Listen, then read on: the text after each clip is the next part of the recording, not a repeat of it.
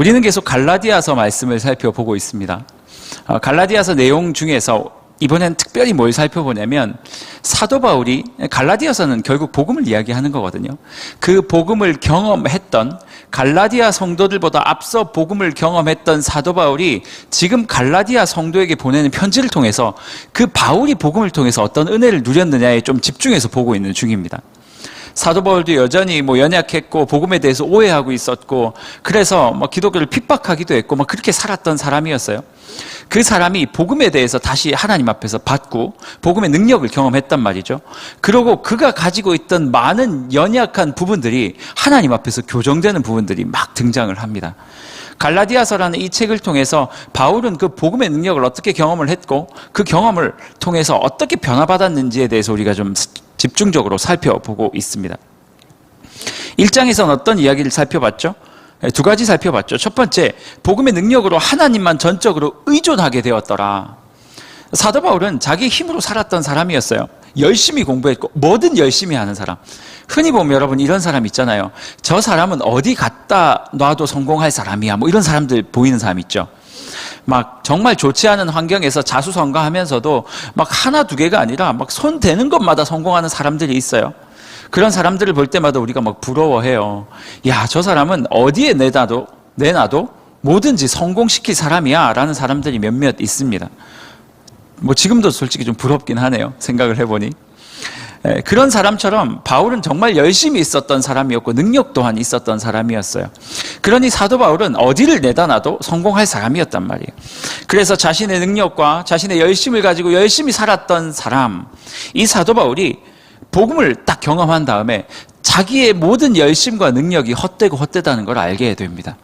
그래서 더 이상 사도 바울은 자기의 힘과 능력이 아니라 오직 하나님께만 의존하는 사람으로 변화되기 시작한 거예요. 그래서 자기가 지금까지 이루어놨던 모든 대단한 것들, 학식들, 모든 명성들, 이 모든 것들을 다 내려놓고 오직 하나님 앞에 나아가서 그분께서 말씀하시는 대로만 그분께만 의존해서 살더라. 여러분, 복음을 제대로 받은 사람은 이렇게 사는 사람이에요.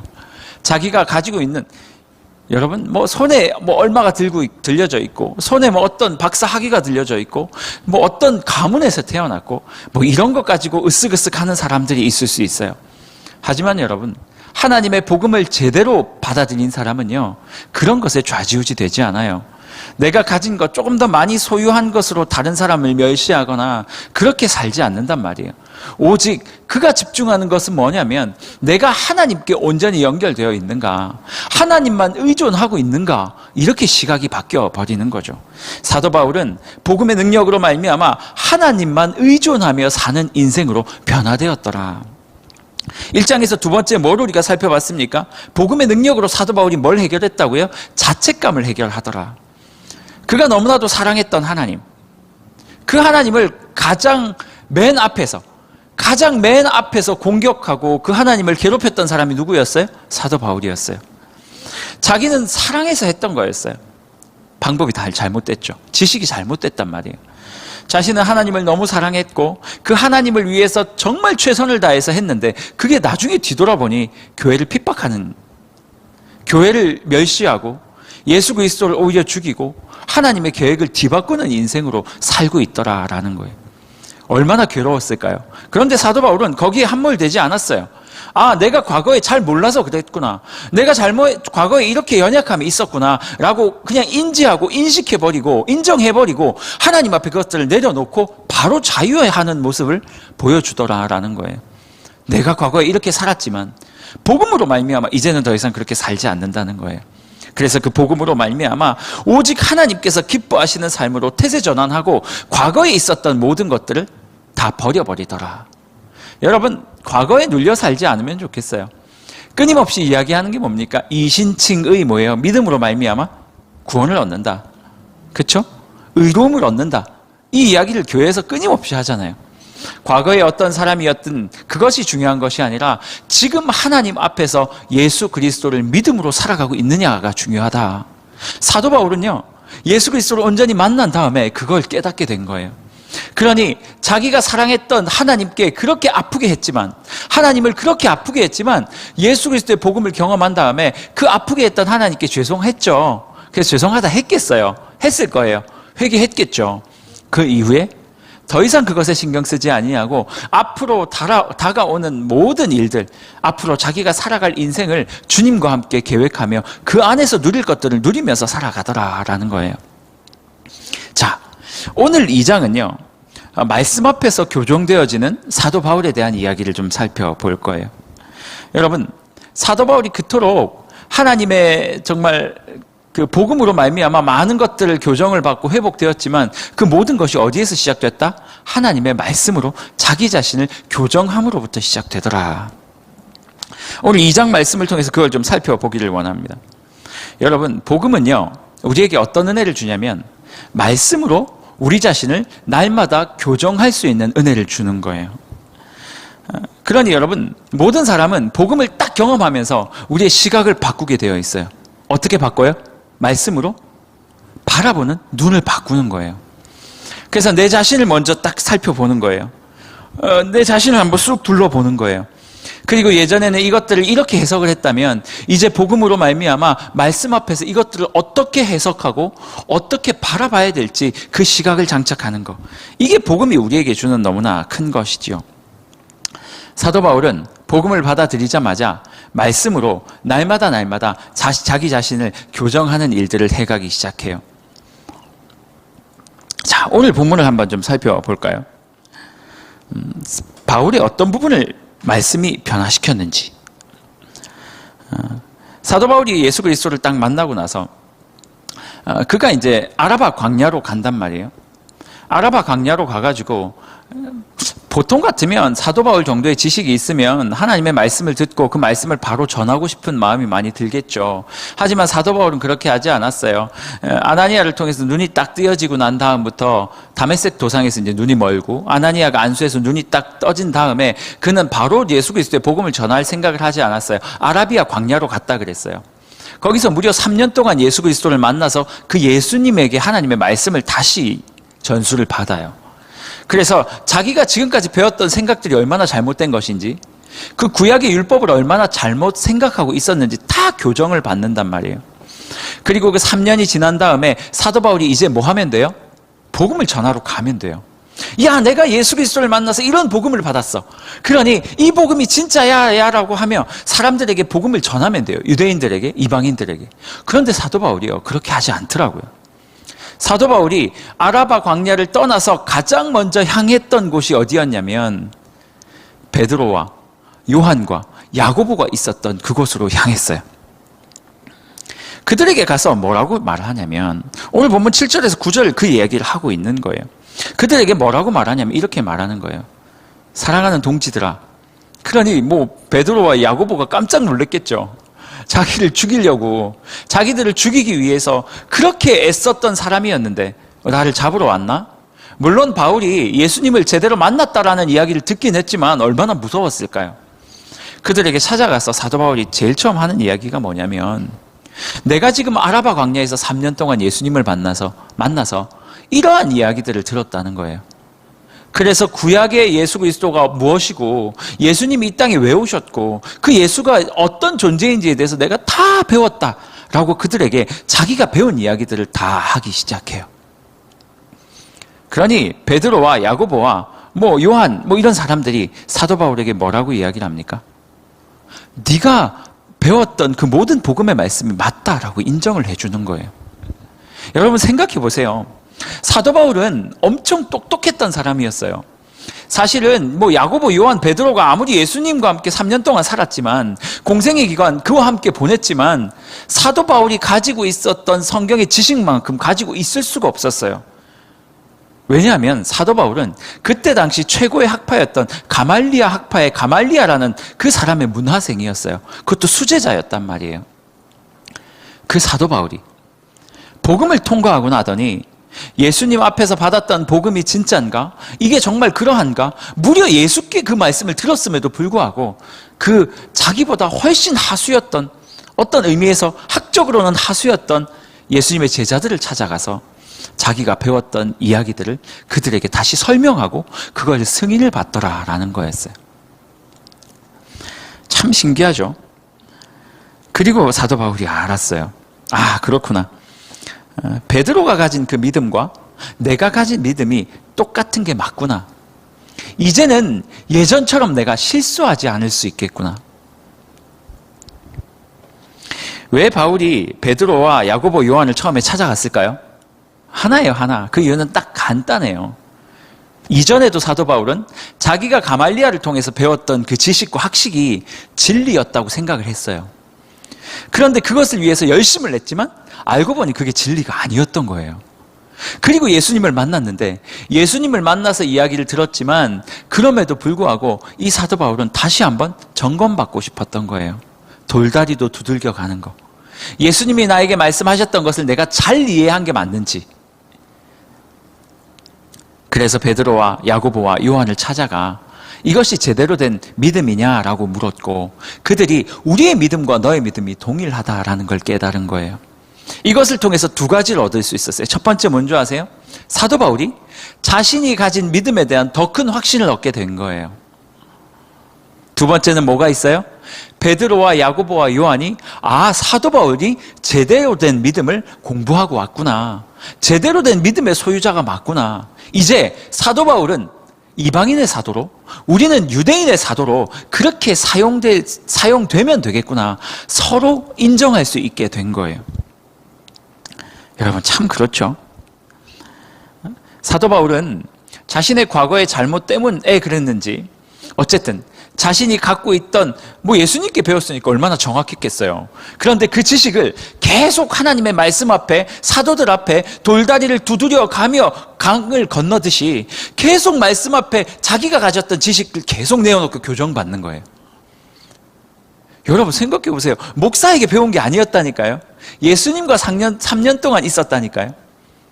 공생애를 지냈던 사도들은 일대 다수였잖아요. 예수님 한 명이 12명을 가르쳤다고요. 근데 이 아라비아 광야에서 있었던 거는 개인과외였어요. 개인과외.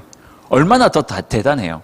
하지만 사도 바울은 끊임없이 자기가 가진 생각들, 자기가 하나님 앞에서 받았던 지식들도 자기가 또 이상하게 변형할 수 있으니까 끊임없이 사람들에게 말씀 앞에 내어놓고 그것들을 교정받으며 한 땀 한 땀 하나하나 건너기 시작하더라라는 거예요.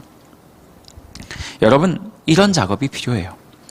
복음을 제대로 만난 사람들, 복음의 능력을 경험한 사람들이 하나님 앞에서 얻는 은혜가 뭔 줄 아세요? 끊임없이 말씀 앞에 내 자신을 내어놓는 거예요. 내가 생각하고 있는 거 맞는 거 맞겠죠. 하지만 이것조차도 말씀과 늘 비교하는 거예요. 그래서 진짜 내 생각이 이 말씀에 합당한가를 늘 점검하는 거. 이게 바로 복음의 은혜이고 복음의 능력이다라는 거예요. 여러분 이렇게 살고 계십니까? 이런 이야기 있잖아요. 책 한 권 읽은 사람이 제일 무섭다. 어떤 지식에 대해서 잘 몰랐는데 책을 한 권 딱 읽고 나면 세상 다 아는 것 같아요. 저는 이렇게 청년들을 만났거나 성도들을 만났을 때 성도님들이나 청년들의 직업에 대해서 관심이 많아요.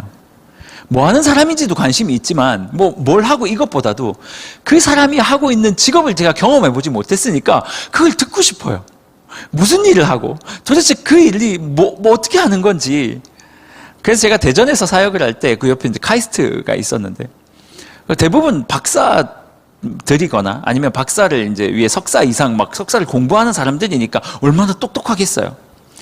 제가 그들에게 가서 맨날 뭘 물었어요.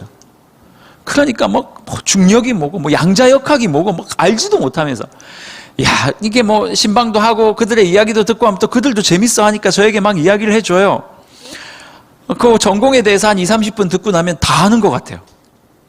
다 아는 것 같아요. 양자역학이 뭔지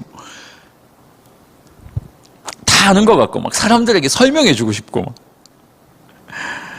엊그저께 한 1-2주 전이네요. 유튜브를 보다가 이런 거에 관심이 많으니까 어떤 교수님이 나와서 양자역학에 대해서 설명을 하는데 저 순간 무슨 생각을 했냐면 양자역학 그거 되게 어려운 거 나도 들어본 적 있는데 나도 좀 이해하고 있는데. 그리고 교수님의 딱 이야기를 듣는데 그 교수님 뭐라고 얘기를 하시냐면 자기가 지금까지 30몇 년 동안 이것을 연구하고 가르쳤지만 모르겠다는 거예요.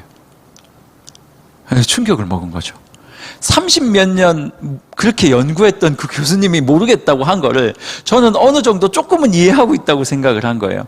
그리고 교수님이 설명을 하는데 여전히 제 딱 머리에 와닿은 게 뭔지 아세요? 너무 새로운 거예요. 웃긴 거죠. 잠시 누군가에게 잘 짧게 들었던 거, 아주 책 한 권 읽은 사람이 무서운 거예요. 하나님을 만나고 5년, 10년 하나님과 교제하고 말씀을 좀 공부했다고 해서 모든 것들을 다 안다라고 생각하는 성도들이 꽤 많아요. 그리고 강의를 여러 번 듣고 성경에 몇 독을 하고 했다고 그것들 하나님에 대해서 다 안다고 생각하는 성도님들, 또 저 같은 목사들이 얼마나 많은지 몰라요. 여러분 기억하셔야 돼요. 우리가 알고 있는 지식이요, 진짜 하나님의 지식에 비하면 이 세 발의 피만도 못한 거니까. 우리의 자세는 어때야 된다고요? 늘 하나님 앞에 겸손함으로 사실 겸손도 아니죠. 당연한 거죠. 하나님 앞에 나아가서 늘 묻는 이 은혜를 입는 것이 필요하다라는 거예요. 우리 성도님들 가끔 만나다 보면, 또 우리 교육자들, 목사님들 할 거 없이 누구나 그래요. 다 똑같아요. 거의 대부분의 사람들이 자기가 가진 생각을 너무 신뢰하는 거예요. 그래서 어떤 이야기를 들으면 무조건 딱 듣다가 아니면 땡 하고 끝내요. 여러분은 설교 들으면서 그런 생각 해본 적 없으세요? 아니면 우리 친구들끼리 만나서 이야기하면서 그런 생각 해본 적 없으세요? 얘기하다 그냥 자기가 생각하는 그거 하나밖에 없어요. 심지어는 그 자기가 가진 생각으로 말씀도 재단하는 사람들이 있어요. 내가 아는 하나님은 그런 하나님이 아니야 라고 말하는 사람들이 꽤 많아요. 저도 실제로 그런 이야기를 해본 적이 있어요. 에스라 때 공부하면서 교수님께 제가 뭐라고까지 얘기를 했냐면, 교수님, 제가 아는 하나님은 그런 하나님 아닌데요 라고까지 이야기해 본 적이 있어요. 물론 버릇없게 하지 않았고 아주 예의를 차려서, 하지만 정확하게. 그렇게 교수님이 씩 웃으시더라고요.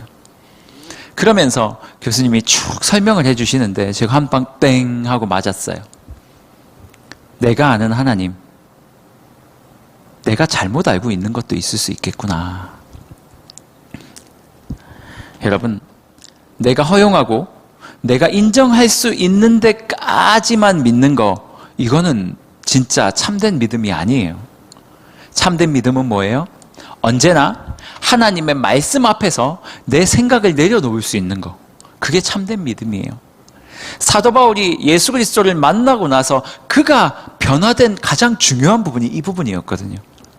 그는 다메섹 도상에서 예수 그리스도를 만나기 전까지만 해도 자기가 가지고 있는 이 생각이 한치의 오차도 없는 하나님을 향한 생각이라고 생각했었어요. 그러니 하나님을 사랑했던 그가 사람을 죽이는 것조차도 전혀 두려움이 없었어요. 스데반이 누워있을 때 가장 먼저 돌을 던지는 그 사람이 이 피에 대한 증인이었거든요. 이 사람이 죽이는 거였어요. 그 다음에 돌 던지는 사람들은 그냥 도울 뿐이었어요. 근데 사도 바울은요, 이 가장 먼저 돌을 들어 스데반에게 던지는 이 작업 서슴지를 않았어요. 그리고 스데반을 죽이고 난 다음에 내가 예루살렘 교회에 있는 저 사람들을 다 잡아 죽이리라 하고 그 사람들을 막 죽이려 달려갔거든요. 하나님을 너무 사랑했던 사람이었다니까요. 자기가 생각하고 있던 그 가치를 절대 놓지 않았던 사람이었어요. 그런데 예수님을 딱 만나고 나니까 내려놓는 거예요. 아, 잘못됐을 수도 있구나. 잘못된 거일 수도 있겠구나. 그럼 예수님이 나에게 뭐라 말씀하시는지 한번 들어봐야 되겠구나. 그리고 예수의 말씀을 듣고도 이 말씀을 가지고 또 누구에게 찾아가요? 예수님의 제자들을 찾아가요. 내가 예수님께 이렇게 말씀을 배웠어. 너희가 배운 것들과 같은지 한번 볼까? 그리고 서로 이야기를 주고받더니, 아, 이제 알았다. 내가 예수님께 배운 것들을 내가 잘 이해했다는 것이 너희를 통해 증명되었다. 너희도 그렇게 생각하고 있었구나. 너희의 믿음과 나의 믿음이 같음을 이제야 알게 되었다. 그리고 그 믿음을 사람들에게 전하기 시작한 거예요.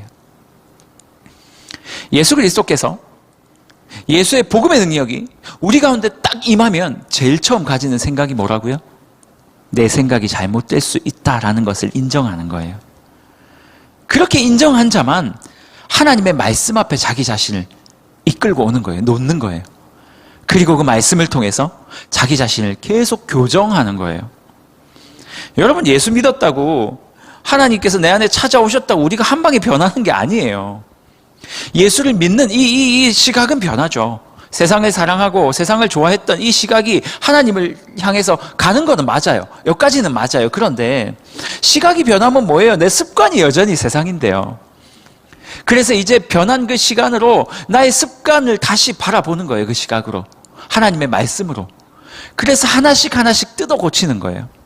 그러다 보면 절대로 고치기 싫은 습관들이 있어요. 그러면 그게 고치기 싫은 그 습관은 에이, 하나님이라면 이것까지 말씀 안 하실 거야 라고 스스로를 합리화하는 경우가 너무 많죠. 그때 바로 복음은 어떤 능력이 있다고요? 그런 나를 하나님의 말씀 앞으로 다시 데려가서 그 말씀 앞에서 나의 잘못된 시각과 습관들을 교정할 수 있게 하는 거, 이게 복음의 능력이에요. 사도 바울이 이 능력을 경험했던 거예요. 여러분 어떠세요? 그렇게 잘 살아가고 계세요? 사도 바울이요, 이 이야기를 갈라디아 성도들에게 다시 하고 있는 거예요. 야, 너희들 내 모습을 좀 봐봐. 내가 율법이라면 너희들보다 훨씬 위에 있었어. 그런데 내가 예수 믿고 나서 그게 아니라는 걸 알고 이렇게 바꿨다니까? 구원은 믿음으로 얻는 거지 율법으로 얻는 게 아니야. 그런데 너희들 왜 다시 율법으로 가고 있어? 내가 그 이유를 알아. 내가 해봤기 때문에. 왠 줄 알아? 네 마음속에, 네 머릿속에 율법을 지켜야 구원을 얻을 수 있다는 생각이 여전히 잠재적으로 남아있기 때문이야. 그러니 이단이 와서 한마디 뚝 던지니까 그걸 잡아버리는 거지. 갈라디아 성도들아, 내가 다시 너희들에게 이것을 설명하는 것을 귀찮게 여기지 않을 거야. 내가 너희들에게 다시 한번 설명할게. 예수 그리스도를 믿음으로 말미암아 구원을 얻는 거야. 믿음으로 말미암아. 사도 바울은요, 그 이야기를 설명하기 위해서 복음을 다시 이야기합니다. 갈라디아 성도들을 막 꾸짖는 게 아니라 복음이 무엇인지를 다시 설명해요. 왜요? 꾸짖는다고 변하는 게 아니라 예수 그리스도의 복음을 계속 들어야 우리가 세상으로부터 오는 공격들을 막을 수 있기 때문이에요. 왜요? 세상은요, 생각보다 강합니다, 여러분. 이번 휴가 때, 이게 막 3단계, 4단계 막 이렇게 되니까 어디 갈 수가 없잖아요. 어디 막 사람들 북적거리는데도 갈 수도 없고. 그런데 휴가를 또 우리 예찬이가 얼마나 기다렸겠어요. 막 몇 달 전부터 아빠, 제가 또 꼬드겼죠, 예찬아. 몇 개월만 지나면 아빠 휴가니까 그 휴가 때 너랑 오래 같이 있을 수 있어요. 예찬이가 너무 좋아하는 거예요. 그런데 그냥 집에만 오래 같이 있으면 싸우잖아요. 네. 예찬이랑 저랑 한 35세 정도 차이 나거든요. 싸울 때는 친구가 싸우는 것 같아요. 그러니까 이제 예찬이와 저희 아내를 이제 데리고 사람 없는 곳으로 찾아다니기 시작했어요. 어디 산골짜기를 가니까 사람이 없어요. 너무 좋은 거예요. 냇가가 딱 있더라고요. 사람 없고 냇가가 있고. 그럼 어떻게 해요? 입수했죠. 예찬이랑 저랑 저희 아내랑 3명이 입수를 했어요. 그 개울물에. 그런데 예찬이가 장난을 치기 시작하는데, 자꾸 저기 상류에서 자기 신발을 자꾸 던지는 거예요. 그러니까 이게 신발은 자꾸 떠내려가고, 저는 예찬이도 보호해야 되는데 신발을 버릴 수도 없고, 야, 너 왜 자꾸 그래? 그러면서 가서 또 신발 잽싸게 가지고, 그러니까 씩 웃으면서 또 던지고. 무슨 그런 거 있잖아요. 물어와, 뭐 이런 거 같은 느낌? 어휴, 이놈이. 근데 어떻게 해요? 그 신발을 잃어버릴 수는 없으니까. 제가 그때 알았어요. 야, 이 물살이 생각보다 세구나. 여러분, 제가 예찬이를 놓거나, 예찬이가 구명조끼를 입고 있었거든요. 예찬이를 놓거나 아니면 그 신발을 놓거나 둘 중에 하나를 놓으면요, 그냥 어느 순간 그냥 휩쓸려 가는 거예요. 물론 물살이 그렇게 세지는 않았지만, 여러분, 세상에서 사는 그리스도인, 이런 물살 가운데 놓여 있어요. 우리가 정신을 제대로 차리지 못하면요, 어느 순간 아참에 신발이 저까지 가 있는 거예요. 그거 가지러 갔다 오려면 이게 뭐 짧은 시간이면 괜찮아요. 그런데 시간이 조금만 지체돼 버리면 15초, 20초만 지체돼도 제가 가야 할 거리가 너무 멀어요. 갔다가 돌아와야 돼요. 그럼 또 이놈은 또 던지고. 여러분, 세상의 물살이 얼마나 강한지 우리가 하나님의 복음 앞에 내 자신을 계속 노출시키지 않으면, 그 복음의 말씀 앞에 내 자신을 노출시키지 않으면, 계속 말씀을 듣고 이런 거구나 회복하고 듣고 회복하고 이 시기를 놓쳐버리면 어느 순간 우리는 세상을 향해 세상의 물살에 그냥 휘말려서 떠밀려 가게 될 수밖에 없다라는 거예요. 다시 돌아오려면 고생 많이 해야 돼요. 여러분 꼭 기억하시길 바라요. 이러면 이제 여러분들이 저에게 이렇게 말할 거예요. 목사님, 저요. 예, 말씀해 보세요. 말씀해 보세요. 그럼, 아이, 그 복음이 뭔지 제가 엄청 알아요. 저는 10년 넘게 교회를 다녔고 복음에 대해서 엄청 많이 들었어요. 복음이 뭔데요? 예수 그리스도로 말미암아서 구원을 얻는다는 그거잖아요. 믿음으로 말미암아 구원을 얻는다. 끝. 여러분, 복음의 내용을 아는 것이 중요한 게 아니에요. 그건 그냥 내용이에요. 내용. 중요한 게 뭐예요? 그 복음의 내용이 지금 나를 장악하고 있느냐예요. 왜 계속 똑같은 이야기, 믿음으로 말미암아 구원을 얻는 거예요? 율법이 아닌 거예요? 이 이야기를 왜 자꾸 하는 거예요? 이 이야기는 뭐와 섞여 있는데요? 뭐와 연관되어 있는데요? 당신이 열심으로 하나님의 사람으로 살려고 한다고 해서 되는 게 아니에요. 예수 그리스도를 믿는 성도로 살아가기 위해서는 뭔가를 열심히 하는 데 있는 것이 아니라 복음 앞에 계속 노출시켜서 복음이 나를 바꿔서 내가 열심히 있는 모습처럼 보이게 되는 거예요. 내가 열심히 하는 게 아니라 복음이 나로 그렇게 만드는 게, 그게 복음이에요. 아무리 믿음으로 구원을 얻는다는 내용을 알아도 시간이 조금만 지나고 나면 그 아는 내용으로 애쓰는 걸로는 안 된다니까요. 계속 복음 앞에 내 자신을 노출하고 말씀 앞에 내 자신을 노출해서 그 말씀이 내 안에 들어와서 내가 하나님으로 말미암아 감사함으로 주의 말씀에 순종하게 되는 이 열심 내는 것처럼 보이는 사람, 주님 때문에 나는 그냥 주님 때문에 감사해서 사는 거예요. 그렇게 기뻐서 사랑하는 거예요. 그런데 남들이 볼 때는 되게 열심이라고 얘기를 해요. 요게 되어야지만 우리가 하나님을 믿는 사람으로서 온전히 살아가게 되는 거거든요. 이게 성화예요. 그런데 이게 안 되고 믿음으로 구원을 얻는다라는 지식은 있지만 하나님과 상관없이 나 혼자 열심히 살아가는 사람이 있어요. 하루에 막 어떻게 하겠다. 이번 여름 선교도 똑같았을 거예요. 어떤 사람은 하나님께서 내게 주신 사랑과 이것을 이렇게 어떻게든 남겨드려야 되고 사람에게 흘려보내야 되고 이런 마음 때문에 여름 선교를 했던 사람은 아주 그냥 감사함으로 기쁘게 했을 거예요. 그런데 막 리더가 옆에서 막 너 안 가면 막 지옥 간다 그러고, 물론 그렇게는 안 했겠지만 너 좋은 형제 자매 만나려면 하나님 앞에 뭔가를 드려야 될 거 아니냐, 그래가지고 여름 선교라도 열심히 해라. 그러면 아니야, 혹시 가을에 네가 결혼 예식을 올릴 수 있을지 모르지 않느냐, 막 이렇게 해가지고 거의 협박조로 신청을 해서 다녀온 사람이 있다 칩시다. 하나도 안 기쁜 거예요. 선교를 마치긴 했지만 그 사람의 입술에는 불평, 불만만 가득한 거예요. 똑같이 열심을 냈지만. 여러분 기억하세요. 하나님의 복음과 주님 말씀 앞에 우리를 노출시키면 노출시킬수록 그 말씀이 나를 장악하게 돼요.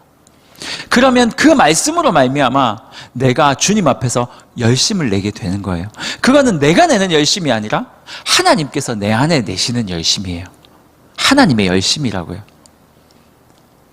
말씀 앞에 노출시키지 않으면 스스로 열심을 내려고 그래요. 그거는 반드시 부작용이 나올 수밖에 없어요. 사도 바울이 그래서 이렇게 하는 거예요. 갈라디아 성도들아, 너희들 지금 엉뚱한 길로 잘못 가고 있어. 그리 가면 안 돼. 라고 그들을 꾸짖지만 않았어요, 사도 바울이. 뭐라고 얘기했는 줄 아세요? 오늘 본문에 보면 뭐라고 말하냐면 15절에서 21절까지요. 복음이 뭔지, 복음이 무엇인지에 대해서 사도 바울이 다시 이야기하고 있어요. 내가 다시 이야기할게. 유대인들은 율법을 지킴으로 말미암아 의로워질 수 있다고 너희들에게 설명을 했지. 하지만 그건 잘못된 거야. 의로워지는 것은 뭐냐면 오직 예수님을 믿음으로 하는 거야. 그러니 우리의 의로움의 주체는 우리에게 있는 것이 아니라 예수님께 있는 거야. 그러니 너희들은 예수님을 사랑하고 예수님만 믿으면 돼. 16절 이렇게 말하고 있어요. 사람이 의롭게 된 것은 율법의 행위로 말미암음이 아니요 오직 예수 그리스도를 믿음으로 말미암는 것이다.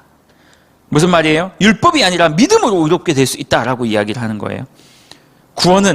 구원은요 내 노력으로 받는 게 아니다라고 말하고 있어요. 하나님이 우리에게 거저 주신 거다. 그러니 누구도 빼앗을 수 없다. 그러니 바보같이 행위와 노력으로 구원을 쟁취하려고 하지 마라. 여러분 기억하십시오. 우리가 집중해야 될 것은 구원을 위해서 열심히 살아가는 게 아니에요. 신앙생활 열심히 하는 게 아니에요. 구원받은 자답게 살아가는 거예요. 이미 결혼을 했다고요. 생각해 보세요. 상상이 잘 안 되시겠지만 이미 결혼을 했어요. 결혼을 했는데 이 남자가 자꾸 나에게 와가지고 나에게 잘 보이려고 그래요. 오케이, 거기까진 좋아요. 그런데 결혼을 이미 했는데 매일 꽃 사오고 반지 사오고 매일 청혼하고 계속 결혼하자 그러고 막 너를 사랑한다 그러고, 사랑한다는 건 좋은데 계속 청혼하고 또 반지 사오고 받아주면 또 반지 사오고 또 청혼하고 반지 사오고 또 청혼하고 꽃 사오고. 짜증나요, 안 나요? 아니에요. 그러면 안 돼요. 결혼을 한 사람은 그 여인을 사랑하는 건 물론이지만 청혼하고 꽃 사오고 반지 사오는 걸로 그렇게 사랑하는 게 아니에요. 물론 그것도 가끔은 해야죠. 저희 아내한테 좀 미안해지네요. 그런 걸로 하는 게 아니라니까요. 뭘로 하는 거예요?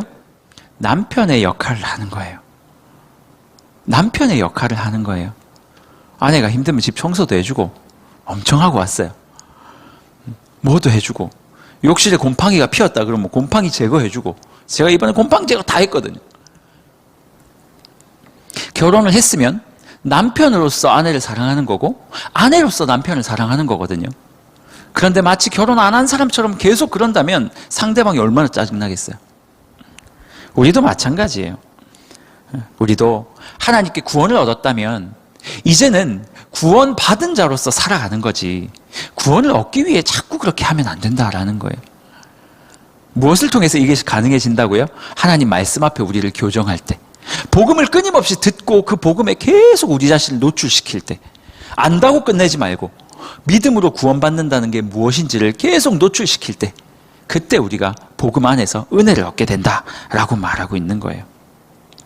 그리고 사도 바울은 그렇다면 이제 그렇게 구원받은 자가 어떻게 살아가야 되는지에 대해서 20절, 21절에서 말하고 있어요. 20절과 21절은 이렇게 말하고 있습니다. 내가 그리스도와 함께 십자가에 못 박혔나니 그런즉 이제는 내가 사는 것이 아니요 오직 내 안에 그리스도께서 사시는 것이다. 보세요. 내가 그리스도와 함께 십자가에 땅땅땅 못이 박혔대요. 지금 갈라디아 성도들한테 말하고 있는 거예요. 야, 너 이미 십자가에 너 못 박혔어. 그러니까 구원받는 거 생각하지 말고 이제 못 박힌 사람이 어떻게 살아가야 되는지 내 이야기해 줄게. 율법을 집어 던져버려. 잘 봐봐. 우리가 이제 십자가에 예수 그리스도와 함께 못이 박혔대요. 그러니까 이제는 내가 사는 게 아니라 내 안에 계신 예수께서 내 안에서 살아가는 거래요. 우리는 그죠? 예수 그리스도께 우리의 삶을, 우리의 육신을, 우리의 마음을, 우리의 생각을 그분께 내어드릴 뿐이다. 똑같은 맥락이죠. 여러분, 우리가 예수를 만날 때 내 안에 있는 죄들이 떠나가요. 왜냐하면 예수님과 함께 있을 수 없으니까. 그럼 그 빈 공간이 남겠죠. 그 빈 공간에 누가 들어와요? 성령께서, 예수께서 들어오신단 말이에요. 예수께서 나의 빈자리에 들어오셔서 내 안에 계신 예수께서, 성령께서 나를 주님의 뜻으로 살아갈 수 있도록 내 자신을 내어드리는 행위. 이게 바로 믿는 자가 하나님 앞에서 살아가는 삶이다라는 거예요. 여러분, 지금 사도 바울 이야기를 하면서 이해가 되세요? 갈라디아 성도들은 끊임없이 자기가 뭔가를 해가지고 하나님 앞에 뭔가를 드리려고 그랬어요. 하지만 사도 바울이 계속 그거 아니라고 얘기하는 거예요. 이미 너희가 무언가를 해서 드리는 것이 아니라 예수께서 하실 수 있도록 너희 자신을 내어드리라는 거예요. 그리고 이것이 가능하게 되려면 복음을 계속 접해야 된다고요. 반복적으로 들어야 된다고요. 계속 똑같이. 여러분, 설교 들을 때 보면 좀 짜증날 때가 많죠? 왜요? 목사가 맨날 나오면 똑같은 얘기 하잖아요. 1년, 2년, 10년, 막 20년 똑같은 얘기만 하잖아요. 똑같은 얘기 조금 바꿔서 하고, 또 다른 본문으로 똑같은 얘기하고, 이 본문으로 똑같은 얘기하고. 제가 그게 너무 힘들었어요. 왜 나는 맨날 똑같은 얘기만 할까?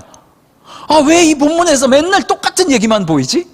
왜 이런 걸까? 이제는 조금씩 알 것 같아요. 왠 줄 아세요? 하나님이 우리에게 하고 싶은 말은 그거 한마디예요. 어머니, 아버님께서 우리에게 하시는 소위 말하는 잔소리 있잖아요. 여러분이 부모님과 같이 사시는 분들 30이 되고 40이 될 때까지 똑같은 이야기 듣지 않아요? 아침에 좀 일어나면 이렇게 해라. 뭐 할 때 좀 이렇게 해라. 어머니가 아버지에게, 보통 어머니가 아버지에게 많이 하죠. 잔소리 하시는 거 보면 똑같은 이야기예요. 제가 예찬이한테 하는 잔소리도 맨날 똑같아요. 예찬아, 이렇게 해야지. 예찬아 저렇게 해야지. 예찬아 어제도 얘기했잖아. 예찬아 계속 얘기 안 해? 왜 그 얘기를 해요? 그게 중요하니까요. 사실 할 얘기가 그거밖에 없어요. 기억하십시오. 예수를 제대로 믿는다는 거, 복음이 우리에게 들어오면 복음이 우리에게 뭘 해요? 하나님 앞으로 데려가요. 그래서 그 말씀 앞에서 우리 자신을 계속 교정하는 인생으로 우리를 변화시켜요. 그러니 여러분, 엉뚱한 데 가서 열심히 살 생각하지 마시고 사도 바울처럼 내 생각이 완벽하지 않을 수 있다라는 요 생각을 또 바꿔야 돼요. 그러면 그 완벽하지 않은 생각 안에 뭘 채워 넣겠는가? 하나님의 말씀이에요. 그러니 말씀 앞에 계속 나가는 거예요. 계속 말씀 앞에 나아가서 말씀으로 내 생각을 변화시키고 교정하고 계속 끊임없이 그렇게 살아가는 인생. 그게 지금 사도 바울이 갈라디아 성도들에게 이야기하고 있는 거예요. 여러분, 저를 포함해서 똑똑한 척 하지 않았으면 좋겠어요. 다 알아. 성경 강의 한번 하고 나면, 한번 듣고 나면 막 다 아는 것 같죠. 제가 한 2년 전에 레위기 강의했었어요. 그 2년 전에 강의 듣고 나서 누가 얘기하면 레위기를 다 아는 것처럼 생각될 수 있어요. 책 한 권 읽었으니까. 그런데 그거 아세요? 강의를 하는 저도요, 강의를 할 때마다 새롭게 깨닫는 것들이 있어요. 그런데 그 책의 원저자이신 하나님께서는 어떻겠어요? 그런데 한 번 말씀 듣고 다 알아? 목사님이 또, 저 내 아는 얘기네? 또 똑같은 얘기네? 이렇게 해서는 신앙의 성장이 있을 수 없죠. 복음의 능력은 어떻게 되냐?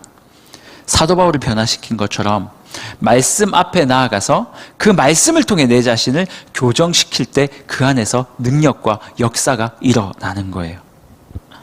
이번 한 주도 복음의 능력을 좀 경험하셨으면 좋겠어요.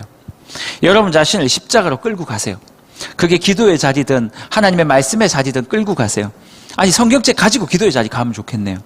그리고 하나님 앞에 기도하세요. 하나님, 제가 이런 문제가 있는데 이거 어떻게 해야 됩니까? 그리고 계속 그것만 기도만 계속하면 우리 실력으로는 여러분이 원하는 대답을 얻을 가능성이 많아요. 그렇게 하지 마시고 평소에 꾸준히 말씀을 읽으시면서 또 기도의 자리에 가서도 여러분이 읽으셨던 말씀을 기억하고 묵상하고 생각하고, 그러다 보면 말씀을 읽는 사람이 기도의 자리로 나아가면 기도할 때 하나님의 그 말씀이 기억나게 될 거예요. 그리고 그 말씀으로 우리를 인도할 거예요. 말씀을 안 읽는 사람들이 기도만 오래 하면 여러분의 생각이 하나님의 말씀처럼 느껴질 수도 있어요. 그러니 우리의 모든 고민과 기도의 거리들, 처해져 있는 모든 아픔들, 이것들만 가지고 기도의 자리 절대 나가지 마시고 하나님의 말씀을 가지고 말씀을 평소에 읽으면서 그 말씀과 함께 기도의 자리에 나가셨으면 좋겠어요. 오늘도 담임 목사님 그 말씀 하셨잖아요. 한여름밤의 기도회 계속 진행되고 있거든요. 왜 꼭 기도회인데 앞에 설교를 길게 하는 줄 아세요? 물론 설교가 너무 길면 좀 그렇긴 하죠. 기도회인데. 어쨌든 기도회인데 왜 말씀을 듣고 기도해요? 말씀을 듣고 기도를 해야 되니까. 아니면 내 생각대로 기도할 거니까. 여러분 한 주 동안 덥지만 힘들지만 말씀 앞에 좀 씨름했으면 좋겠어요. 그리고 금요일날 기도회가 있다면, 아니면 또 개인적으로 하시는 기도 시간에서 하나님의 말씀을 가지고 기도해 보세요. 그러면 그 말씀이 여러분의 시각을 교정하는 역사가 일어날 거예요. 그러면 그 교정되어지거나 하나님이 어렴풋이 나에게 말씀하시는 그 말씀이 있다면 그거 붙잡으시면 돼요. 그리고 그대로 사시면 돼요. 그러면 하나님께서 우리 안에서 우리를 사용해서 하나님께서 살아가시는 그 말씀 있잖아요. 갈라디아서 2장 20절 말씀. 그 말씀이 이루어지게 되는 거거든요. 제가 오늘 이 말씀을 준비하는데 한 목요일쯤인가요? 이 찬양이 생각이 나더라고요. 여러분 이 찬양 아세요? 능력의 이름 예수. 아세요? 권능의 이름 예수. 모든 강력을 파는 예수. 생명 되신 예수. 제가 왜 찬양을 계속 안 했냐면 키가 안 맞는 것 같아요. 능력의 이름 맞죠? 네. 계속이요. 이 가사 보세요. 능력의 이름 예수. 2절 보면 뭐라고 하는 줄 아세요? 치유의 이름 예수. 3절에는요 거룩한 이름 예수. 우리의 삶의 능력도, 우리의 삶에서 일어나야 하는 치유의 역사도 우리가 그토록 살고 싶은 거룩함의 은혜도 능력도 모두 누구에게 있다고요? 예수께 있다고요. 또 이런 가사가 있어요. 자유 주시는 그 이름 예수, 모든 이름 위에 뛰어난 예수. 여러분, 다른 것에 있지 않아요. 우리가 그토록 갈망하는 자유도, 하나님 앞에 갈망하는 능력도, 치유도, 거룩함도 다른 것에 있지 않아요. 뭐에 있다고요? 예수 그리스도에게 있다고요. 그게 뭔데요? 복음이잖아요. 그 복음이 뭔데요? 말씀이잖아요. 그 말씀이 복음이잖아요. 우리 같이 한번 이 찬양하면서 이런 기도하는 마음으로 찬양했으면 좋겠어요. 하나님, 저에게 지금 이런 능력도 필요하고, 이런 치유도 필요하고, 이러한 부분에서 있어서의 거룩함도 필요하고, 저에게 이 부분의 자유도 필요한데 제가 그냥 열심으로 이것들이 안 되면 깨닫습니다. 이번 한 주 동안 하나님 말씀 앞에 저를 노출시키길 원합니다. 그 말씀으로, 그 말씀에서 역사하시는 예수 그리스도께서 저에게 이것들을 좀 허락해 주시길 바랍니다. 이런 마음으로 이렇게 노래합니다. 능력의 이름,